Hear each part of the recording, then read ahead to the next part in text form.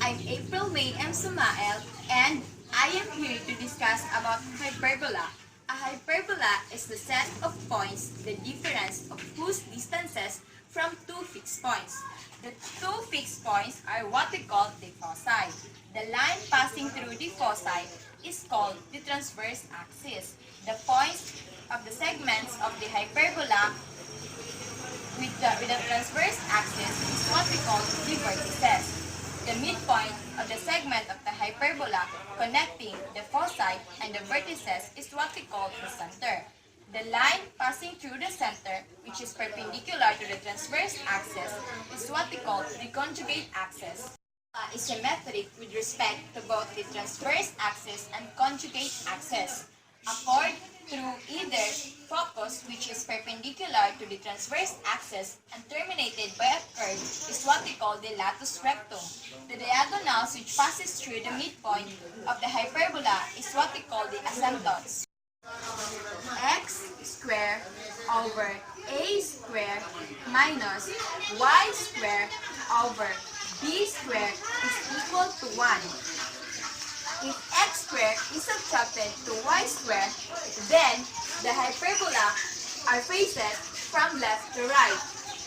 If the hyperbola align in this way, then it is called an east-west opening hyperbola. Y squared over a squared minus x squared over b squared is equal to 1. If y squared is subtracted by x squared, then the hyperbola faces from upward and downward, or what we call the north-south opening hyperbola. Problem number 1, we must find the vertices, foci, eccentricity, the equations of the asymptotes, the length of the latus rectum, and sketch the graph of the hyperbola x squared over 9 minus y squared over 16 is equal to 1. This is a hyperbola where the center is the origin and whose conjugate axis is the x-axis. So, our equation is in standard form. X squared over 9 minus y squared over 16 is equal to 1. The value of x is 9, while the value of y is equal to 16. Then, we must take the square root of the value of x squared and y squared. So, the value of x is 9. Then, the square root of 9 is equal to positive negative 3, while the value of 16 is equal to positive negative 4. In this way, we must find our vertices. Our vertices are 0, positive 3, and 0, negative 3. And our endpoints of conjugate axis are 4, 0, and negative 4, 0. Next one is to locate our foci. But before getting the foci, we must follow first the C formula. So, our C formula is C squared is equal to positive negative square root of A squared plus B squared. The value of A is equal to 9 and the value of B is equal to 16. So, C squared is equal to positive negative square root of 9 plus 16. We must add 9 plus 16. Therefore, C squared is equal to positive negative square root of 25. So, we must take the square root of 25. The square root of 25 is 5. So, C is equal to positive negative 5. From this, we can get our focus.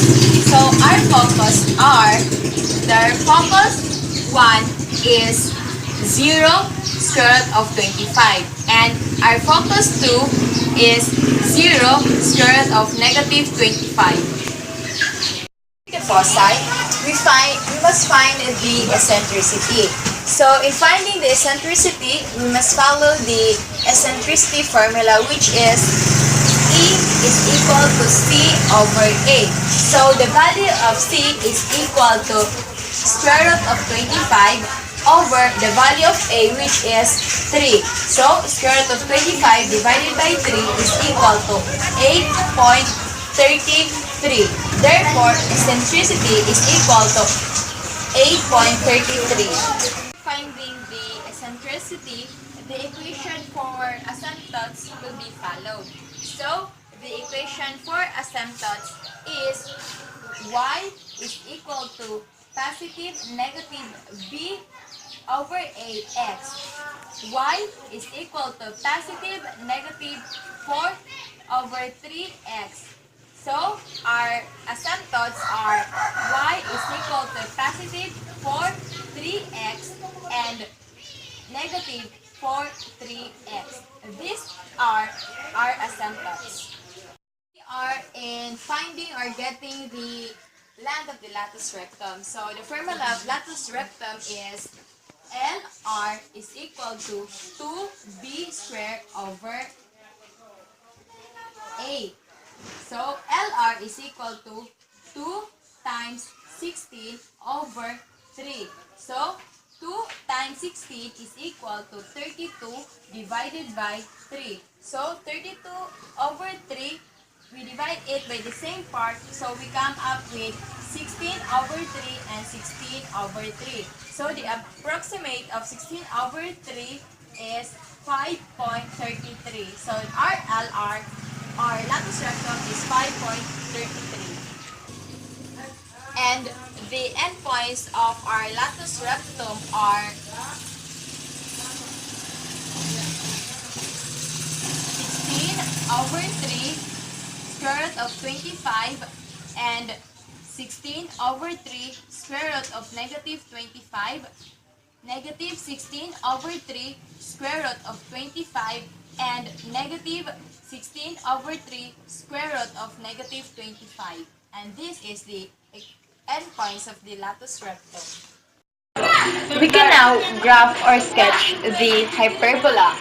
So, the first thing that we must locate is the center. The center of the hyperbola is 0, 0.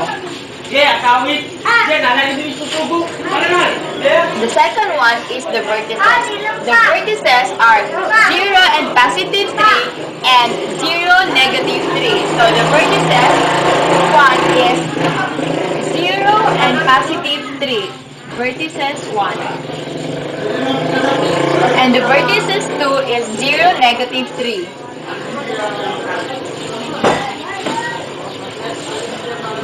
After the vertices, we must locate the endpoints of the conjugate axis.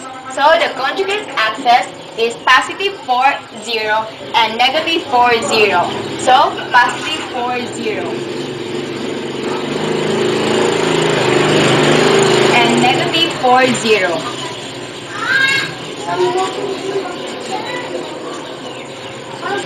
So we can now draw a rectangle.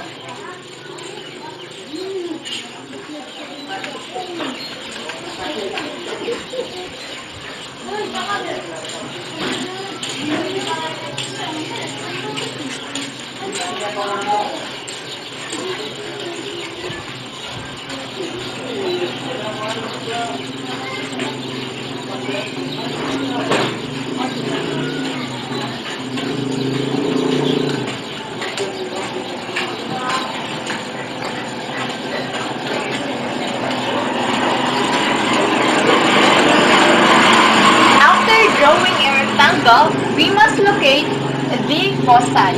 Our foci is 0 square root of 25 and 0 square root of negative 25. The foci number 1 is 0 square root of positive 25. Foci number 1 is 0 square root of positive 25. And our foci 2 is 0 square root of negative 25.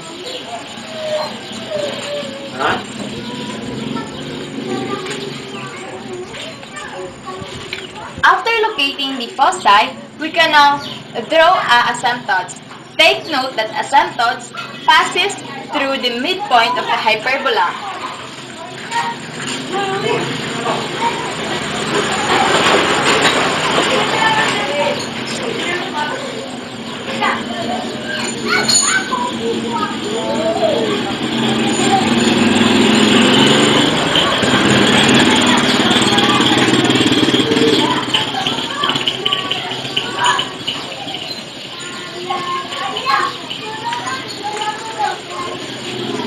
Then, after the asymptotes, we can now locate the endpoints of the latus rectum.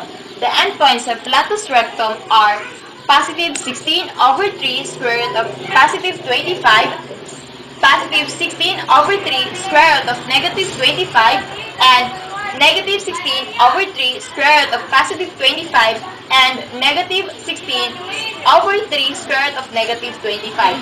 So, the positive 16 over 3 and square root of 25 is located here.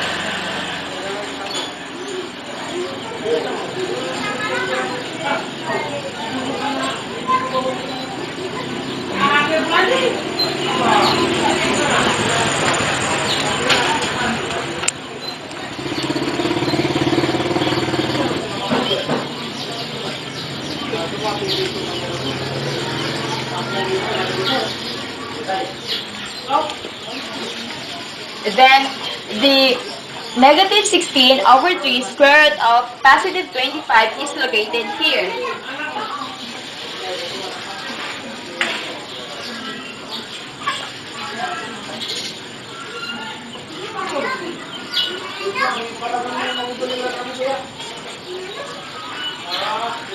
And the negative 16 over 3 square root of negative 25 is located here.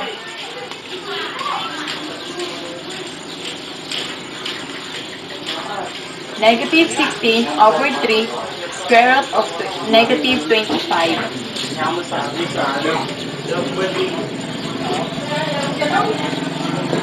And the last one is the negative 16 over 3 square root of negative 25.